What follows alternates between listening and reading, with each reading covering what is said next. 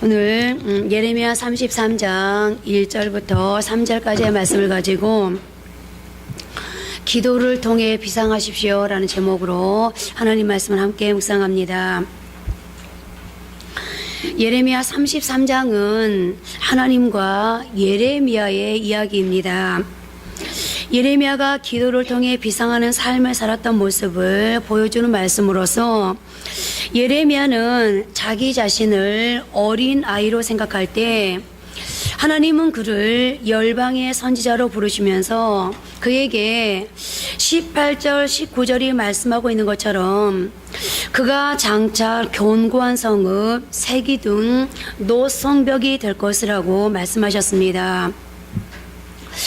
그야말로 예레미야는 자기 자신을 참새라고 여기고 있을 때 하나님은 예레미야 안에 독수리와 같은 본성이 있음을 보시고 그를 독수리처럼 견고하게 하셔서 열방의 선지자, 열방의 구원자로 참새가 아닌 독수리로 더 높이 비상하게 하셨습니다. 그리고 그렇게 비상할 수 있었던 힘은 바로 기도에 있었습니다. 그렇다면 이제 우리가 예레미야처럼 참새로 살지 않고 독수리로 더 높이 비상하는 삶을 살기 위해서 어떻게 해야 하는지 오늘 본문을 통해 기도의 삶을 배워보도록 하겠습니다. 첫째로 기도는 환경을 초월해서 하나님의 보호자를 향해 나아가는 최고의 능력이라는 것입니다. 예레미야는 지금 시대뜰 안에 갇혀 있습니다. 그는 아무것도 할 수 없습니다. 그런데 그때 하나님께서 그런 예레미야에게 찾아오셔서 자신이 어떤 분이신가를 말씀해 주십니다. 그리고 이것은 아주 중요합니다.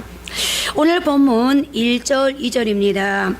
예레미야가 아직 시대뜰에 갇혀 있을 때에 여호와의 말씀이 그에게 두 번째로 임하니라 이르시되 이를 행하시는 여호와 그것을 만들며 성취하시는 여호와 그의 이름을 여호와라는 이가 이와 같이 이르시도다. 예레미야는 지금 어디에 있습니까? 여기 시대뜰이라는 곳은 감옥을 가리킵니다. 그러니까 예레미야는 지금 감옥에 갇혀 있습니다. 그리고 여기 아직이라는 단어가 나오는 걸 보면 예레미야가 감옥에 갇힌 지 꽤 되었다는 의미입니다. 그리고 그때 하나님께서 예레미야를 찾아오셨으면 가장 먼저 무슨 말씀을 하셔야겠습니까? 내가 언제 어떻게 너를 여기에서 나오게 해줄게 라든지 여차하니 조금만 기다리라든지 뭔가 이 감옥에서 나간다는 소망을 줘야 하지 않겠습니까? 그런데 기껏 찾아오셔서 하신다는 것이 하나님 자신이 어떤 분이신지만 말씀하십니다. 왜 그러셨을까요? 그것은 예레미야가 누구인가 보다 예레미야가 처한 지금의 이 상황과 그에 대한 처방보다 더 중요한 것은 지금 예레미야를 찾아오셔서 말씀하신 하나님이 어떤 분인가 하는 것이 더 중요하다는 것입니다. 그리고 그 하나님은 이제 자신에 대해 이렇게 말씀하십니다. 어떠한 상황과 일도 만드실 수 있고 또 이 일을 행하시고 이 일을 성취하시는 여호와임을, 특별히 하나님은 자신을 창조의 하나님으로 드러내셨습니다.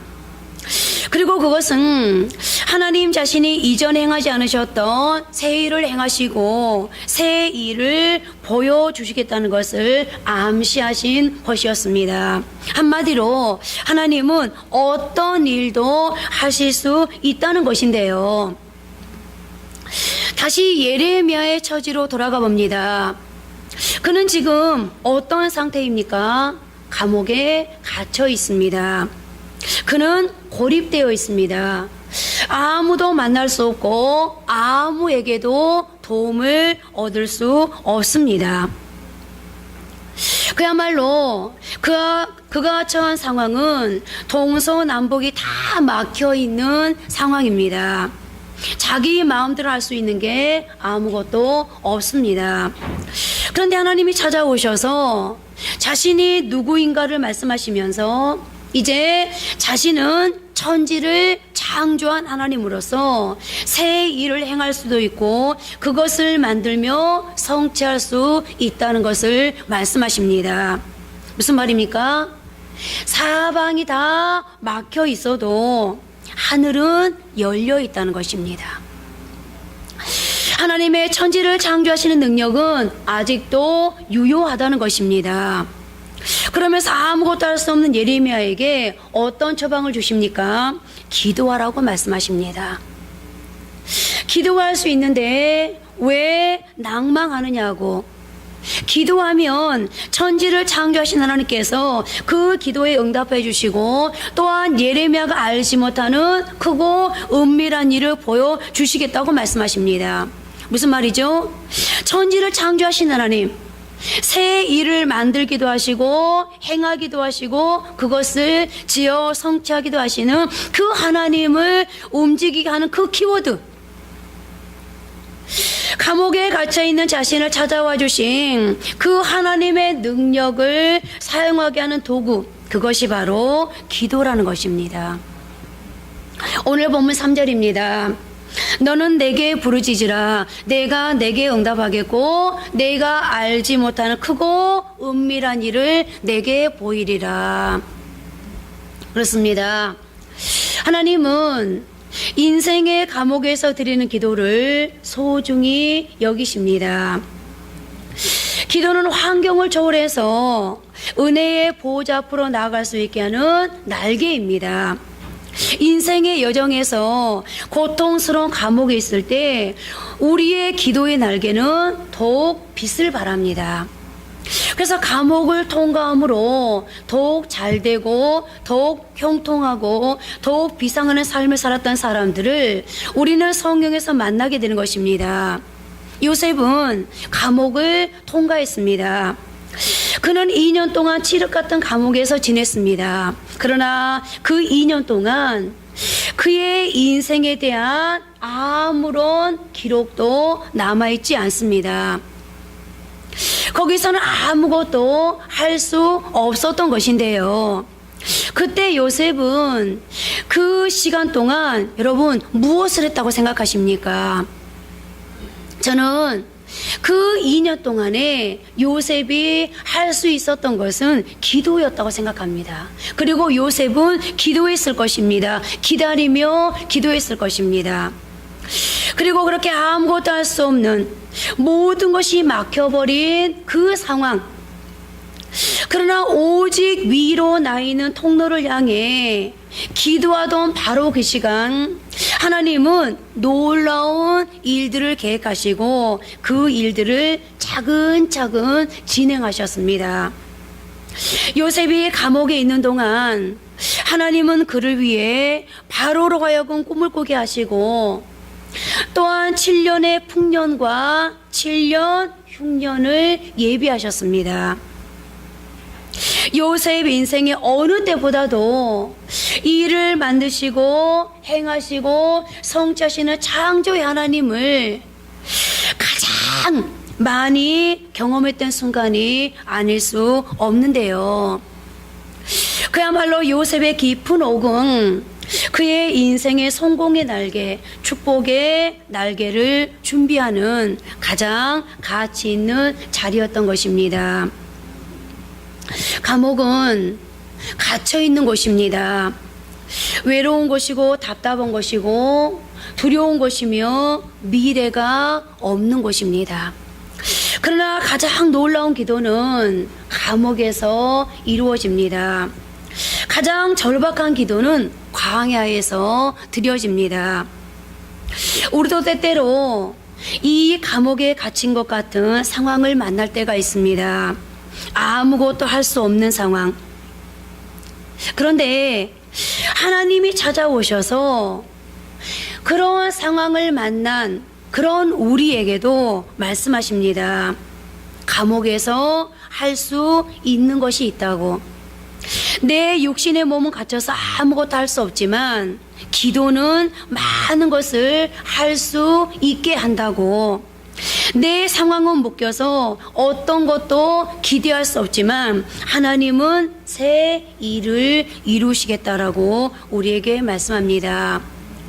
내가 할 수 있는 일보다 더 크고 놀라운 일을 이루실 수 있다고 말씀하십니다. 그리고 그 큰 도구, 그 큰 능력은 기도라고 오늘 우리에게도 여전히 하나님은 말씀하고 계십니다. 그런데 우리는 어려운 환경을 만나면 이제는 내가 할 수 있는 일이 아무것도 없다고 말합니다. 그런데 여러분, 하나님은 가장 중요한 일이 그럼에도 불구하고 아직도 우리에게 남아있다고, 오히려 갇혀있는 우리를 향해서 하나님은 말씀하시면서 바로 그것이 기도라고. 기도가 가장 위대한 일이며 기도보다 더 소중한 일은 없다고 말씀하십니다. 너는 내게 부르짖으라고, 그러면 그 기도에 응답해 주겠다라고 하나님은 말씀하십니다. 이제 우리 모두 인생의 모든 문제를 푸는 열쇠는 기도에 있다고. 창조주인 나 여호와를 이제는 일하게 해달라고 이렇게까지 말씀으로 오셔 하시는 하나님의 음성을 듣고 기도에 우리 자신의 인생을 투자할 수 있기를 바랍니다. 두 번째로, 그렇게 기도하면 그 기도를 통해 새롭고 은밀한 일을 보여주신다는 것입니다. 우리 다 같이 예레미야 애가 1장 2절, 3장 55절, 56절 말씀을 계속해서 함께 읽겠습니다. 밤에는 슬피 오니 눈물이 뺨에 흐르며 사랑하던 자들 중에 그에게 위로하는 자가 없고 친구들도 다 배반하여 원수들이 되었도다. 여호와여, 내가 심히 깊은 구덩이에서 주의 이름을 불렀나이다. 주께서 이미 나의 음성을 들으셨사오니 이제 나의 탄식과 부르짖음에 주의 길을 가리지 마옵소서. 예레미야는 이제 기도하라고 명령하시는 하나님의 명령대로 눈물로 탄식하며 기도했습니다. 물론 그의 기도는 자신의 안위를 위해서 기도한 것은 아니었습니다. 그의 기도는 국가적인 어려움을 인한 기도였는데요. 예레미야가 처한 국가적인 상황은 아주 어려운 상황으로서 바벨론의 공격을 앞에 두고 이스라엘 백성들은 하나님을 의지하기보다 애굽을 의지하고 있고, 거기에 하나님의 뜻은 바벨론에게 일단은 항복하라는 것이고, 왕과 신하들과 거짓 선지자들은 그러한 하나님의 뜻을 따르려고 하지 않고, 그러니 하나님의 말씀을 심부름하는 예레미야의 마음이 얼마나 아프고 무거웠겠습니까? 나라는 지금 위기의 상황에 처해 있고, 그런데 이스라엘 백성들은 하나님을 바라보기보다 애굽을 의지하고 있고, 그런 백성들에게 하나님의 요구는 이쪽 질발 이 상황 앞에서 바벨론에게 일단 항복하라고 그러고, 왕과 신하들과 거짓 선지자들은 그렇게 할 수 없다고 하고, 그래서 자신의 말을 안 들으려고 하는데, 그런데 하나님은 계속 전하라고 하고, 전에도 아무런 소용이 없는 이 상황 앞에서 예레미야의 마음이 참으로 갈팡질팡 어찌할 수가 없었습니다. 그러나 그는 멈추지 않고 듣지 않으려는 백성들에게 바벨론에게 일단 항복하는 것이 하나님의 뜻이라는 것을 계속해서 전했고, 그런 까닭에 핍박을 받고 죽음의 고비를 수없이 넘기고 이제는 감옥에 갇히게 된 것입니다. 그리고 하나님은 그런 그에게 부르짖어 기도하면 그가 알지 못하는 크고 은밀한 일을 보여주겠다고 말씀하신 것이었습니다. 이제 예레미야는 하나님의 명령대로 기도했습니다. 그리고 하나님은 약속대로 그에게 크고 은밀한 일을 보여주셨는데요. 그것은 다른 것이 아니라 장차 이스라엘 성읍을 치료하고 회복시켜 주시겠다는, 세계 열방 앞에서 하나님의 기쁜 이름이 되게 하겠다는 소식이었습니다. 여러분, 오늘 우리에게 하나님이 알려주시는 크고 은밀한 일이 있다면 그것은 무엇이었으면 좋겠습니까? 지금의 이 상황을 어떻게 풀어주실까? 나는 미래에 어떤 사람이 되고 어떤 삶을 살게 될까? 내 사업은, 우리 가정은, 내 자녀는 과연 성공할까? 내 남편감은 어떤 사람이라고 하나님이 알려주실까? 나의 직장은, 내 건강은, 나는 부자로 살게 될까? 여러분들, 뭐 이런 것들입니까? 그런데 저는 그런 것들도 중요하지만 무엇보다 더 중요한 것은 인생의 모든 것을 쥐고 운행하시는 하나님을 아는 것, 그리고 그 하나님께 시선을 두게 하는 것, 그것처럼 크고 은밀한 것은 없다고 생각하는데요. 왜 그럴까요? 하나님이 어떠한 분인지를 알면, 그리고 그 하나님께 내 인생을 맡기면, 그러면 여러분 인생은 끝나는 겁니다. 그리고 하나님은 내가 창조주 되시고 인생의 주인 되신 하나님께 시선을 두기 시작하면, 그리고 그 하나님으로 시작하고 그 하나님으로 모든 일을 결론 맺고자 하면 내가 모르는 진짜 내일의 비밀을 깨닫게 해주시는데요. 지금까지 저는 수많은 사람들의 인생의 문제를, 인생의 현실과 그들의 내일을 위해서 기도하면서 깨닫게 된 비밀이 한 가지 있었습니다. 그것이 바로 인생을 푸는 모든 사람들의 키워드는 하나님이라는 것이었습니다. 오늘 본문도 보십시오. 예레미야가 감옥에 갇혔을 때 하나님이 그를 찾아오셔서 어떤 조치를 말씀하지 않고 하나님이 어떤 분이신지를 먼저 말씀하셨습니다. 자, 그러면 인생의 모든 문제를 푸는 키워드가 하나님이라면 이제 그 하나님에 대해서 알아야 되겠죠.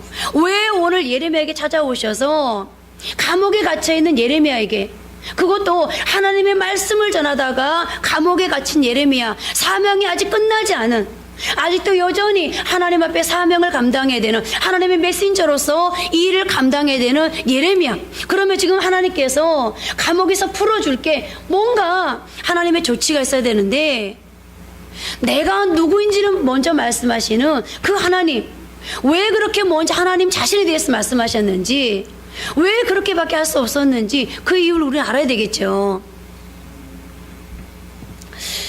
에스겔서 1장 1절부터 3절 말씀을 함께 보십니다.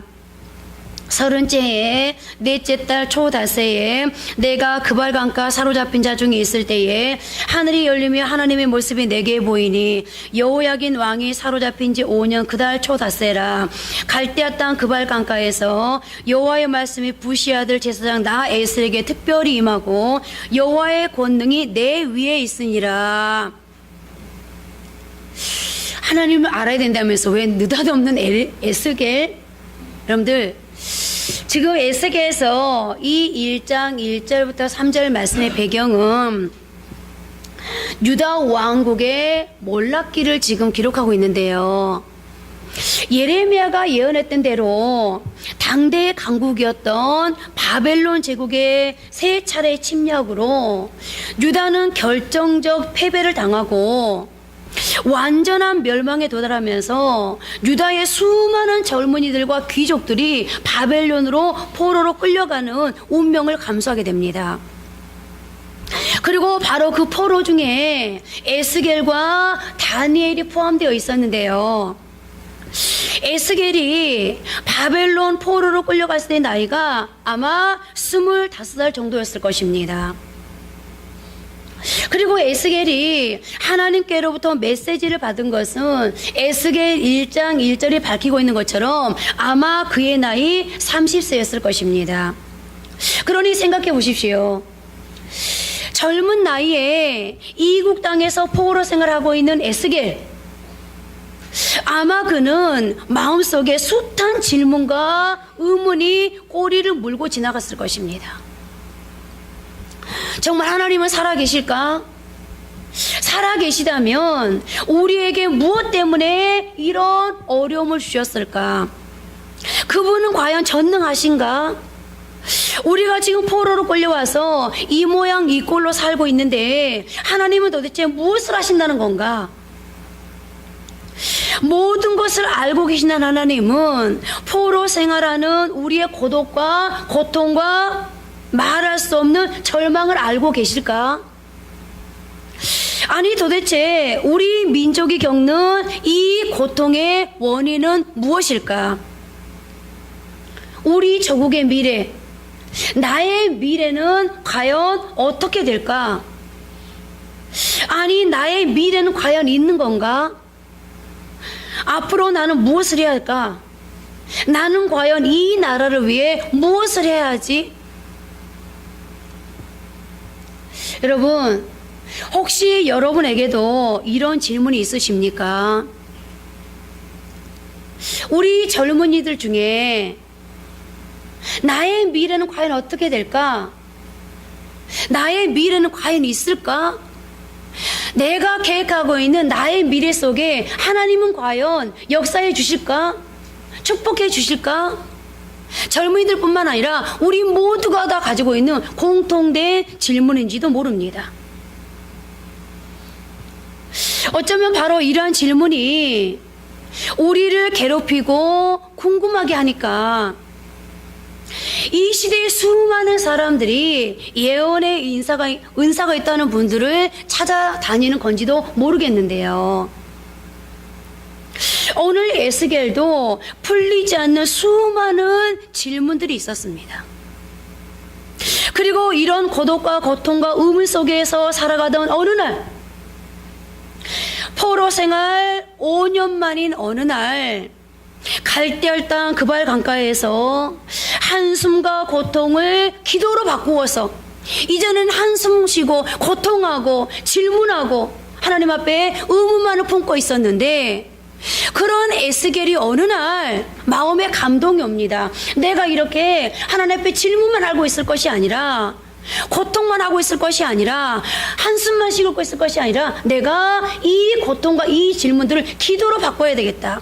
그리고 하나님 앞에 그가 살아계신 하나님을 바라보며 기도하고 있던 이 절망의 밤 어느 순간에 에스겔은 드디어 하늘이 열리면서 하나님의 말씀이 그에게 임하는 것을 경험하게 됩니다. 그의 눈에 찬란한 비전이, 이상이 그를 향해 내려오기 시작했습니다. 메시지가 들려옵니다. 그리고 바로 이것이 포로된 에스겔로 하여금 포로의 자리에서 벌떡 일어나 역사의 새벽을 가져오기 위해서 새롭게 살기 시작하는 한 분기점을 형성하게 되는데요. 오늘 여러분, 에스겔에게 임했던 이 은혜가 오늘 저와 여러분에게, 특별히 오늘 이 예배를 드리는 우리 젊은이들에게 임하기를 간절히 축복합니다.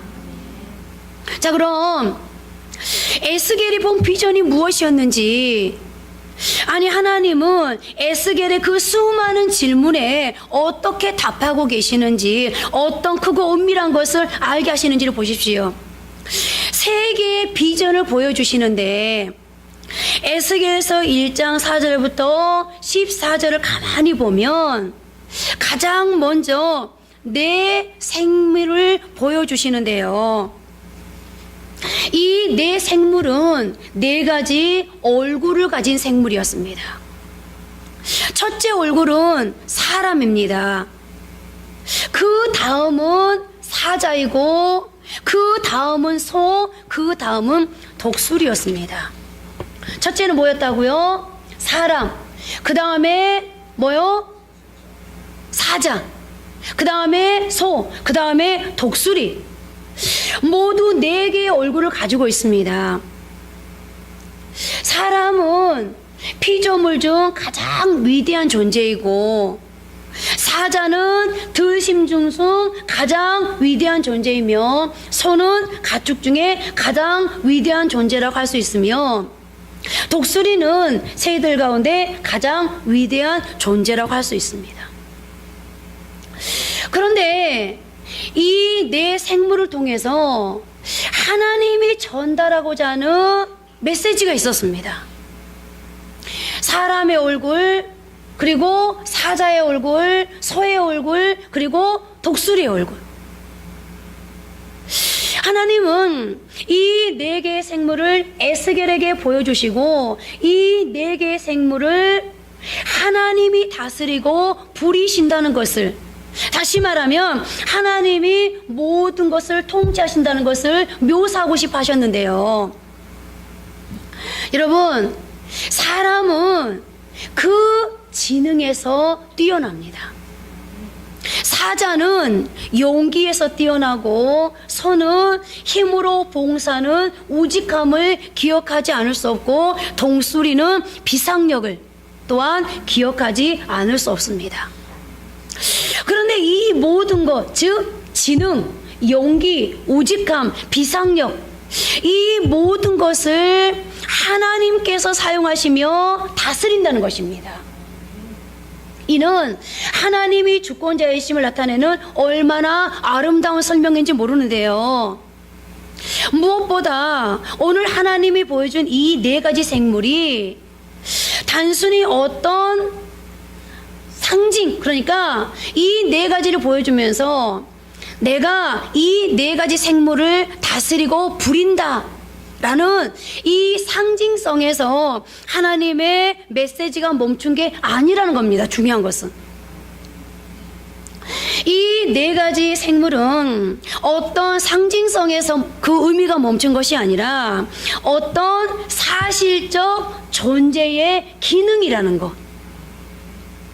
다시 말씀드리면 이 네 개의 생물은 영적인 존재들인 천사들을 있는 모습 그대로 보여주신 건데요. 즉 천사들의 기능을 나타내기 위한 상징적인 모습이라고 볼 수 있습니다.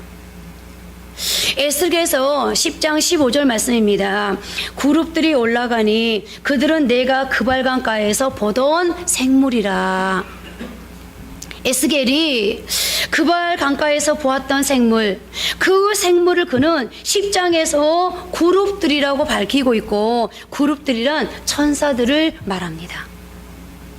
그러니까 이것은 어떤 것에 대한 단순한 상징이 아니라 사실적으로 존재하는 영적 존재인 천사들, 그들이 하는 놀라운 일들을 상징하는 것이라는 겁니다.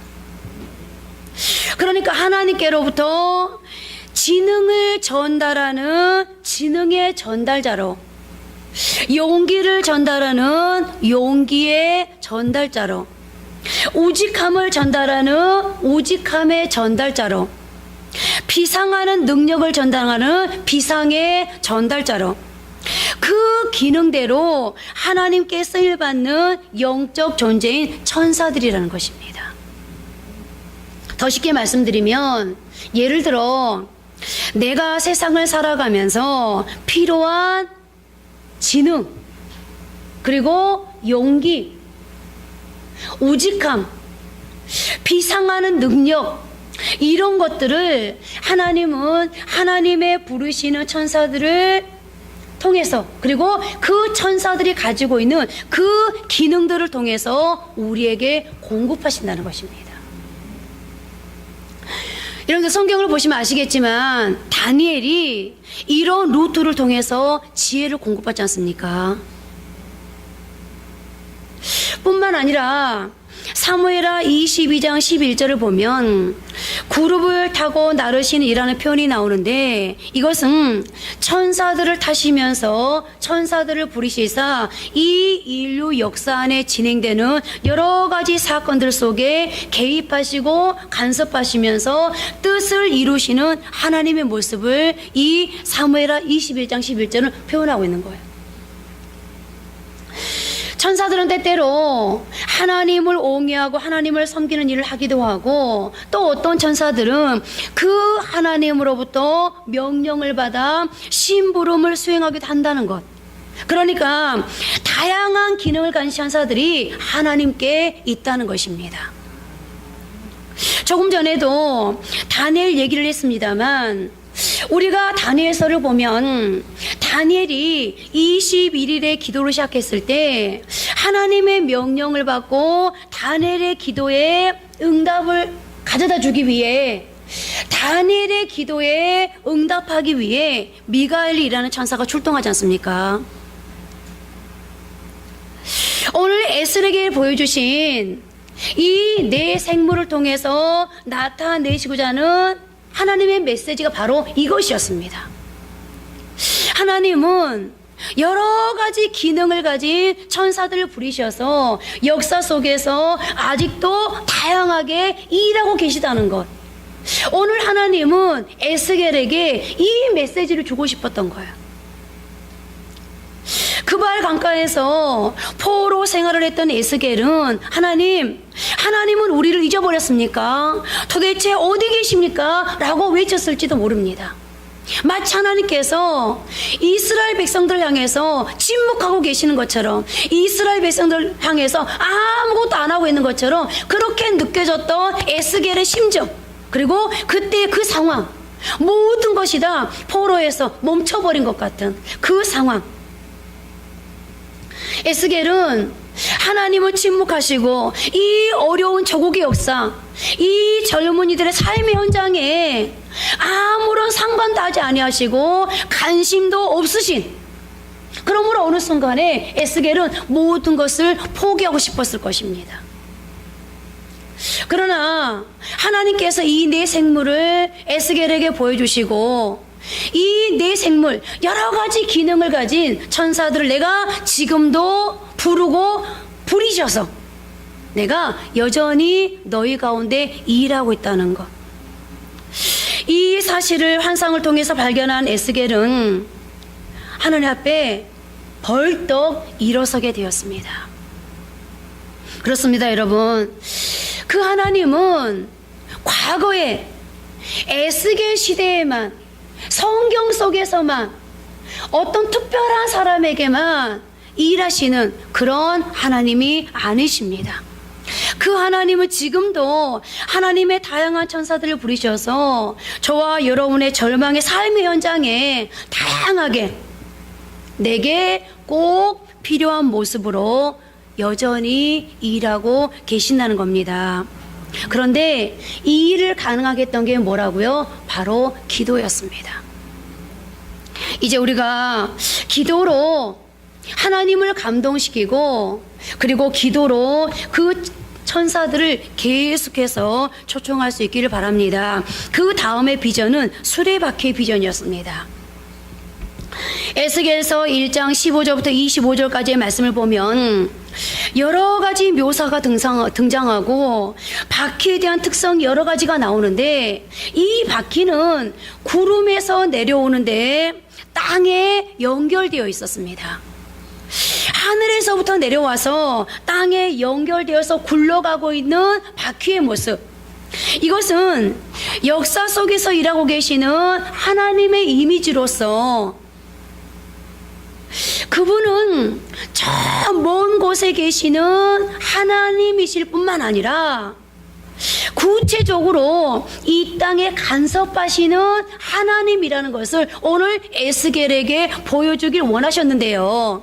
그래서 바퀴가 하늘에서부터 시작해서 구름에서부터 내려와서 땅에 이렇게 다 있었어요. 즉 수레바퀴 이상은 이 땅에서 진행되고 있는 인생들의 사건 속에 간섭하고 계시는 하나님의 이미지를 가장 아름답게 보여주는 실체라고 할 수 있는데요. 그런데 17절에 보면 바퀴에 한 가지 특징이 나타납니다. 그들이 갈 때에는 사방으로 향한 대로 돌이키지 아니하고 가며, 이 바퀴는 우리가 일반적으로 생각하는 그런 수레바퀴가 아니라 이 바퀴는 어디든지 마음대로 갈 수 있습니다. 좌우 사방으로 어디로나 자유자재로 굴러갈 수 있는 바퀴입니다. 제한을 받지 않습니다. 어디든지 갈 수 있습니다. 무슨 말입니까? 이것은 하나님의 무소부재성에 관한 아름다운 증언인 건데요. 이 바퀴가 동서남북으로 자유로이 운행하며 마음대로 굴러가는 모습, 여러분들 이 모습을 상상해 보십시오.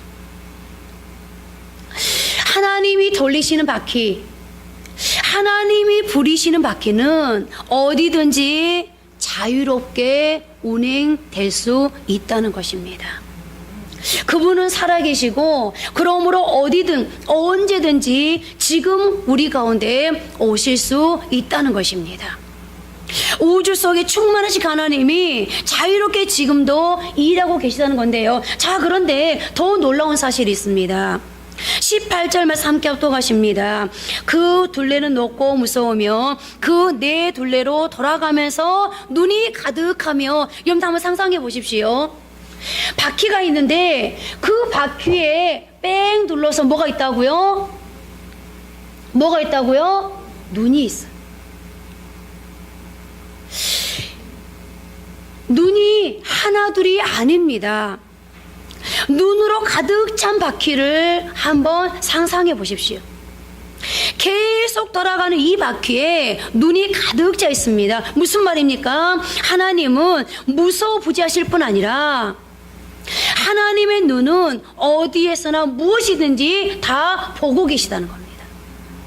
여러분 생각해, 바퀴가 어디든지 갈 수 있으니까, 그 바퀴에 눈이 가득 달려 있으니까 어디든지 가서 무엇이든지 다 본다는 얘기 아니겠습니까? 역대하 16장 9절 상반절은 이렇게 증언합니다. 여호와의 눈은 온 땅을 두루 감찰하사 전심으로 자기에게 향하는 자들을 위하여 능력을 베푸시나니, 여호와의 눈은 전심으로 자기를 향하는 자들을 위하여 온 땅을 두루 다니며 감찰하시는 눈이라는 겁니다.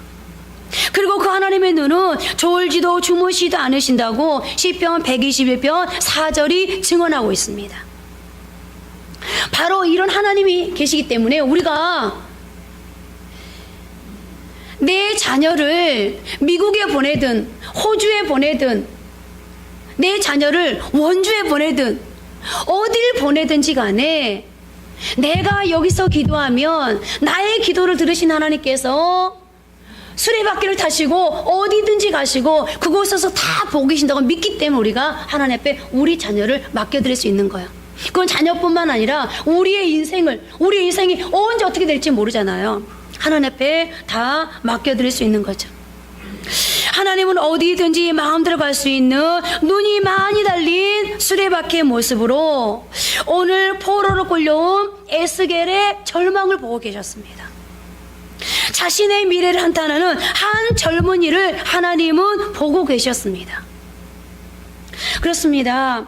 고통하며 질문하는 이 한 젊은이를, 미래가 촉망되어지는 이 한 젊은이를 안타깝게 지켜보시는 하나님의 눈, 여러분 이 하나님의 눈은 지금은 누구를 향하고 있을까요?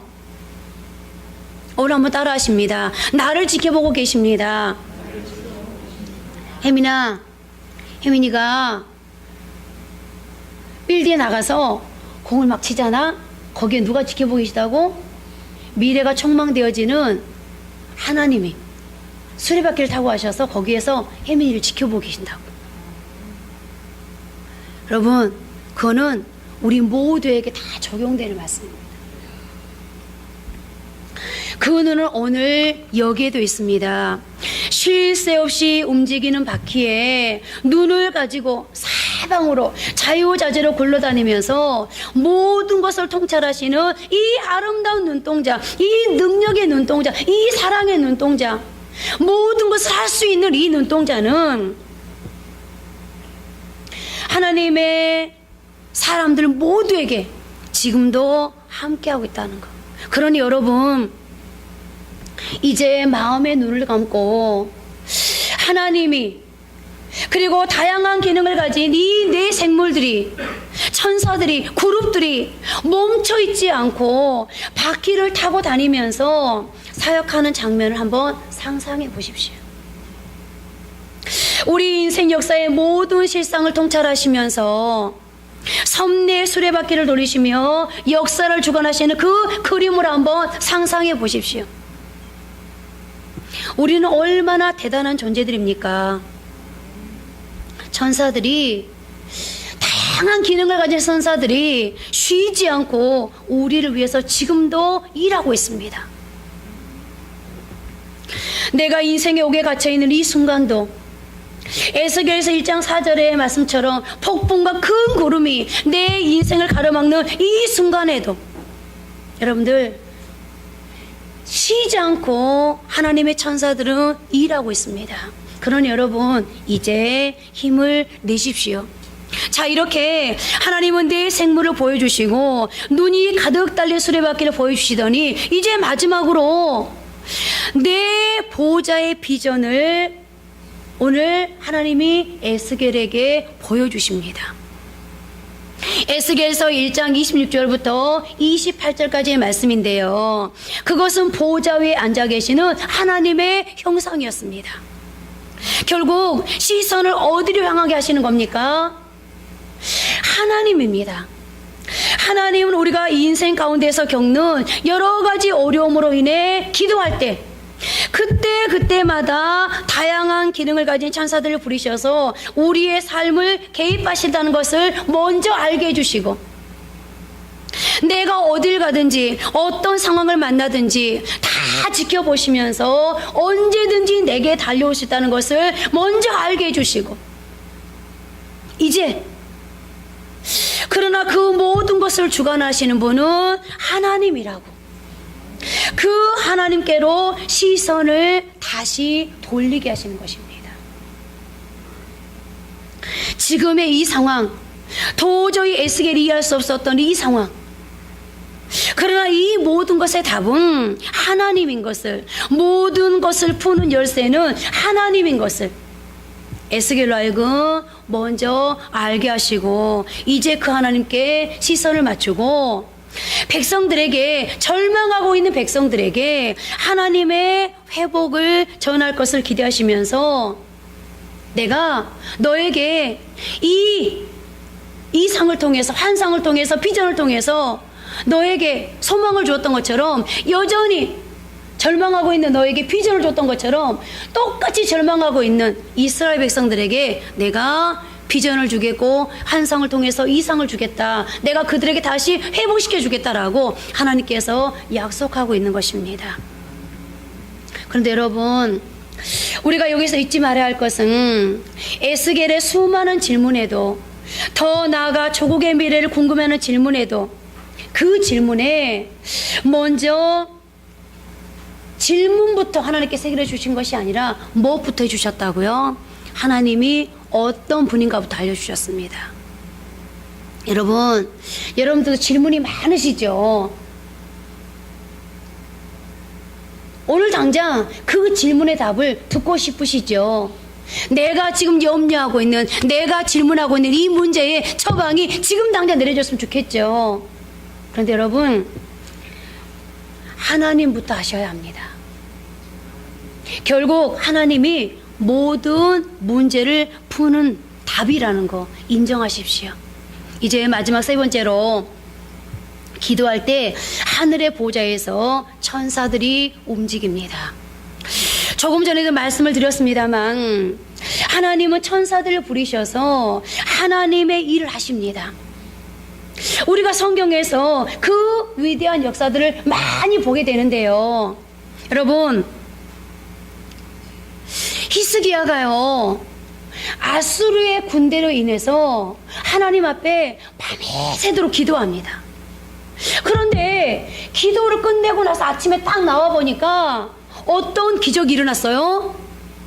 자기는 하나님 앞에 나아가서 아수르 왕 사네립이 보낸 편지를 하나님 앞에 보여드리면서 기도했을 뿐인데, 군대를 움직인 적이 없는데, 칼을 쓴 적이 없는데, 활을 쏜 적이 없는데, 아침에 일어나서 딱 나와보니까 아수르의 군대 18만 5천이 여기저기 시체가 되어서 늘어져 있는 거예요.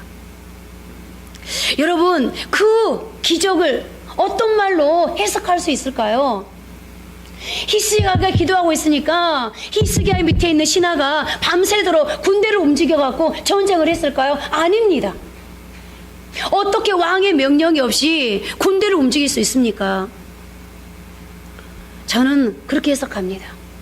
히스기야가 하나님 앞에 기도하고 있는 그 순간에, 요셉이 감옥에 있는 그 순간에 하나님께서 하나님의 천사들을 부리셔서 바로로 하여금 꿈을 꾸게 하시고, 천사들을 부리셔서 7년 풍년을 준비했던 것처럼 하나님이 히스기야의 기도하고 있는 그 시간에 하나님의 천사들을 부리셔서 하나님의 천사들이 아수르의 군대와 싸운 겁니다.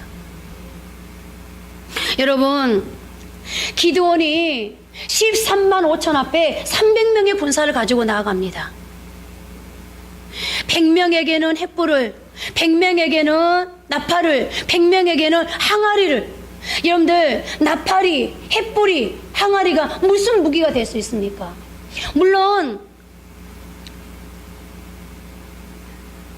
상대방의 군사들이 이스라엘 백성들의 군대 중에 한 사람이 꿈을 꿨다는 소식을 듣고 그 꿈의 영향을 받긴 했습니다만, 여러분, 꿈의 영향을 받아서 13만 5천이 죽었다는 거 어떻게? 어떤 사람은 이 마음이 약해서 심리적으로 꿈의 영향을 받을 수도 있겠지만, 그러나 여러분들, 심지가 강한 사람들도 있잖아요, 군대 중에는. 더군다나 13만 5천인데. 그런데 기드온의 300명의 군사가 이 13만 5천을 아주 멋있게 무찌르거든요. 여러분들, 무엇이 했다고 생각하십니까? 저는 하나님의 천사가 싸웠다고 생각합니다. 여러분, 이스라엘과 아말렉과의 전쟁에서 여호수아가 현장에 싸웁니다. 모세가 손을 들고 기도합니다. 여러분들, 여호수아가 언제 전쟁해봤다고? 이스라엘 백성들 광야길만 걸어오는 중에 언제 전쟁해봤다고? 종으로만 살았던 이스라엘 백성들이 언제 전쟁을 해봤다고? 그들이 아말렉과의 싸움에서 이겼겠습니까? 모세가 손을 들고 기도하는 순간에 하나님이 천사들을 부리신 겁니다. 그래서 이스라엘이 승리할 수 있었습니다. 이스라엘의 그 많은 전쟁 속에 하나님은 하나님의 천사들을 동원시키셨고, 그러므로 이스라엘 백성들은 가는 데마다 승리할 수 있었습니다. 여러분, 뭐 할 때 하나님의 천사들이 동원된다고요? 내가 기도할 때. 그래서 오늘 하나님께서는 예레미야에게 너가 할 수 있는 것은 아무것도 없어. 너는 지금 감옥에 갇혀있지만 그러나 너의 기도는 많은 일을 할 수 있어. 왜? 네가 기도할 때 내가 천사들을 움직일 거야 라고 말씀하시는 겁니다. 여러분들이 엄청난 능력을 가지고 있을 수 있습니다. 여러분들의 실력이 대가일 수 있습니다. 여러분들이 세상 사람들이 가지고 있는 재력을 가지고 있을 수 있습니다. 세상 사람들이 가지고 있지 않는 뒷줄을 가지고 있을 수 있습니다. 그런데 여러분, 인생을 살아보셨지 않습니까? 물질도 한계가 있고, 내가 가지고 있는 실력보다 월등하게 실력 있는 사람이 너무 많고, 그러나 경쟁해야 되는 이 시대 속에, 싸워야 되는 이 시대 속에, 그렇지만 성공하고 싶은 내 열망이, 여러분들, 무엇이 나를 승리자로 살아가게 합니까? 여러분들, 기도가 하나님을 움직입니다. 여러분들의 기도가 상황을 바꿉니다. 여러분들의 기도가 여러분들의 인생의 성공의 키워드입니다. 이제 말씀을 맺겠습니다. 기도와 찬양은 하나님 보호자에 이르는 영혼의 두 날개입니다. 기도하는 사람은 감옥에 갇혀 있다 할지라도 하나님의 보좌를 움직일 수 있습니다. 그의 영혼은 하늘을 향해 있습니다. 그가 기도하는 손은 하나님의 보좌에 이르게 됩니다. 그래서 이런 말이 있습니다. 이 세상에서 가장 긴 손은 기도하는 손이다. 그렇습니다. 기도하는 손은 하늘의 보좌에 이르게 됩니다. 기도하는 손은 이 세상 어디든 갈 수 있습니다. 기도하는 손은 이 세상 모든 불가능의 모든 열쇠를 푸는 그런 능력이 있습니다. 아말렉과의 전투에서 모세가 드린 기도를 다시 한번 떠올려 보십시오. 그의 손이 하늘을 향해 올라가면 이스라엘이 이기고 그의 손이 내려가면 아말렉이 이겼습니다. 여러분들 뭘 지금 조정하고 있다는 거죠? 그의 손이 올라가면 하나님의 천사들이 일하고 있는 거고 그의 손이 내려오면 아말렉의 군대가 일을 하고 있는 거예요. 하늘과 땅을 지금 누가 움직이고 있는 거죠? 모세의 기도의 손이 움직이고 있는 겁니다. 모세의 기도하는 손, 그 기도하는 손은 긴 손이었습니다. 그 손은 하늘의 보좌까지 올라가서 그 손이 하나님의 손을 붙잡았습니다. 그리고 그 손이 하나님의 손을 붙잡고 어디로 갑니까? 전쟁터로 갔습니다. 여러분 생각해 보세요. 대장인 군대 장군인 하나님이 가셨는데 어떻게 그의 부리는 하인인 천사들이 안 갈 수 있겠습니까? 하나님이 하나님의 사람들을 이 전쟁에서 이기게 해주고 싶은데 하나님의 부리는 천사들이 그 주인인 하나님의 마음을 어떻게 모를 수가 있겠습니까? 하나님이 지금 하나님의 백성들을 이기게 해주고 싶은데 천사들이 어떻게 그 주인의 마음 말고 가만히 있을 수 있어요? 뭐 해야 돼요? 싸워야 되겠죠. 그러니 보십시오. 이스라엘이 이기지 않습니까? 그렇습니다, 여러분. 모세의 손은 길었습니다. 그의 기도하는 손 하늘에 닿았고 그의 기도하는 손은 전쟁터로 나갔습니다. 그러므로 승리했습니다. 여러분이 전쟁하려고 하지 마십시오. 여러분 하나님 앞에 기도하십시오. 그러면 그 손은 하늘에 갈 것이고 그 손이 하나님을 붙잡고 여러분의 인생 속에 내려오면 하나님이 뭐 해주겠어요? 전쟁해 주십니다. 천사들을 부려주십니다. 그러므로 여러분 인생도 승리할 수 있습니다. 그래서 성경의 수많은 역사가 어떤 역사입니까? 성경의 사람들은 다 기도하다가 하나님의 큰 일을 보았고 알게 되었습니다. 오늘 예레미야는 기도하다가 생애 최상의 것을 보았습니다. 에스겔은 기도하다가 절망의 밤에 비전을 보았습니다. 다니엘은 기도하다가 미래의 소망을 보았고 솔로몬은 기도하다가 지혜를 얻었습니다. 리브가는 기도하다가 쌍둥이를 갖게 된 것을 알게 되었고 에서가 아닌 야곱이 축복의 대업을 이어가게 될 것을 알게 되었습니다. 사도 요한은 기도하다가 말세의 징조를 깨달았습니다. 야곱도 한나도 사무엘도 기도로 인생을 바뀐 사람들이었습니다. 여러분들의 자녀들이 지혜로운 사람이 되길 원합니까? 기도하십시오. 여러분들의 자녀들이 절망의 밤에도 비전을 보고 나아가길 원합니까? 기도하십시오. 여러분들의 자녀들이 내 인생이 앞으로 어떻게 될지 알고 싶습니까? 기도하십시오. 오직 기도가 여러분들의 인생을 바뀝니다. 그래서 오늘 성경의 인물들은 다 같이 한결같이 멈춰있는 인생이 아니라 비상하는 인생을 살 수 있었습니다. 오늘 여러분 비상하는 삶을 살기 원하십니까? 기도의 사람이 되십시오. 근데 한 가지 부탁드리고 싶습니다. 기도하라 그러면요, 저 기도하거든요 라고 말합니다. 근데 여러분, 사람마다 사명이 다르고요, 사명이 다른 만큼 기도의 분량이 다릅니다. 어떤 사람은 1시간을 기도해야 될 사람이 있고요, 어떤 사람은 3시간을 기도해야 될 사람이 있고요, 어떤 사람은 30분만 기도해야 되는 사람이 있습니다. 오늘 여러분, 하나님이 왜 기도로 비상하십시오, 기도를 통해 비상하십시오, 이 말씀을 오늘 여러분들에게 주겠습니까? 아직도 여러분들이 정말로 기도함으로 비상하는 인생을 살았으면 좋겠는데 아직도 여러분들의 기도의 분량이 차지 않기 때문에 아직도 여러분들의 기도의 그릇이 채워지지 않아서 하나님이 일하지 못하는 부분이 있는 겁니다. 오늘 여러분, 오늘 내가 드린 기도가 우리를 비상하게 한다는 것을 잊지 마시고 다시 한번 기도에 무릎을 꿇을 수 있는 저와 여러분들 되어지기를 바랍니다. 우리 한번 기도하겠습니다. 하나님 앞에 이제 기도하는 삶을 살길 원합니다. 하나님, 기도할 수 있도록 도와주십시오. 하나님, 오늘 드린 나의 기도가 나의 인생을 비상하게 한다면 하나님, 어떻게 기도를 멈출 수 있겠습니까? 기도하게 해주십시오. 한번 하나님 앞에 기도하겠습니다. 하나님, 지금까지 아버지 하나님의 수많은 아버지 하나님의 설교들을 통하여서 기도는 영혼의 호흡이라고 배웠습니다. 아무리 잘난 사람도, 이 인생에서 절대적인 조건을 가지고 있는 사람도 숨이 끊어지면 그곳으로 모든 것이 끝납니다. 아버지 하나님, 영혼의 호흡이 기도라면 내가 엄청난 것을 가지고 있다 할지라도 나의 기도가 멈춰버리는 순간 나에게서는 모든 것이 끝나는 것입니다.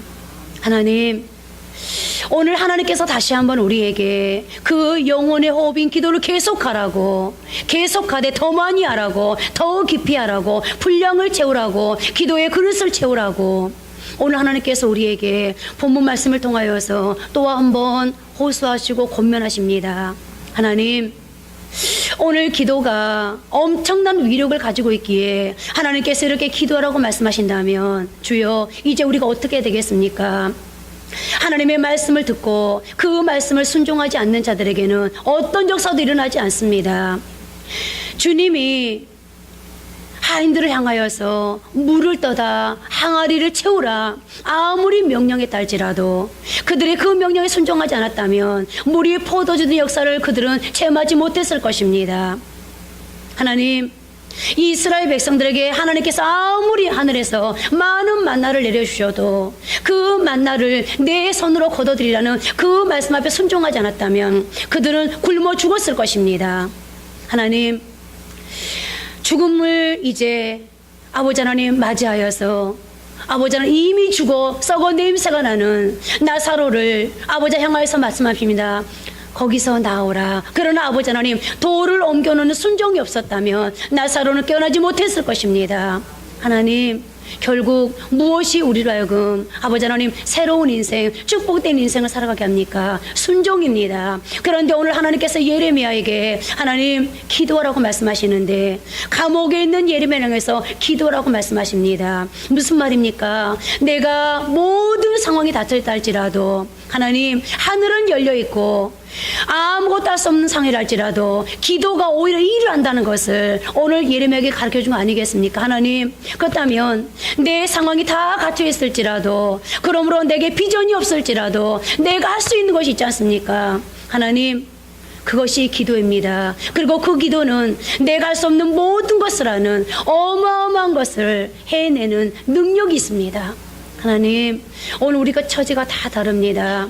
하나님, 그렇다 할지라도 하나님 앞에 이제 기도할 수 있게 도와주시어서 하늘 문을 열고 오늘 모세의 손이 하나님께 가고 하나님을 땅으로 아버지 하나님 모셔옴으로 하나님 전쟁에서 승리했던 것처럼 하나님, 오늘 히스기야가 기도할 때 하나님께서 천사를 부르셔서 승리케 해주신 것처럼 오늘 우리의 기도의 손이 이런 놀라운 역사를 불러오시도록 도와주셔서 이제 우리도 하나님 비상하는 인생, 축복된 인생을 살아갈 수 있도록 주여 도와주옵소서. 이제 하나님께서 말씀을 주셨으니 이 한 주간에 우리가 얼마만큼 하나님 앞에 이 말씀 붙들고 순종하는지를 하나님께서 보실 것입니다. 주여, 말씀을 듣는 것으로 끝내지 않게 하시고 순종하시도록 도와주시어서 오늘 이 기적이 나의 기적 되게 하옵소서. 도와주실 것을 믿고 늘 기도할 수 있도록 우리의 마음의 감동을, 그리고 아버지 하나님 우리의 무릎을 하나님이여 순종할 수 있도록 하나님께서 도와주실 것 다시 한번 부탁드리면서 예수님 이름으로 기도합니다. 아멘.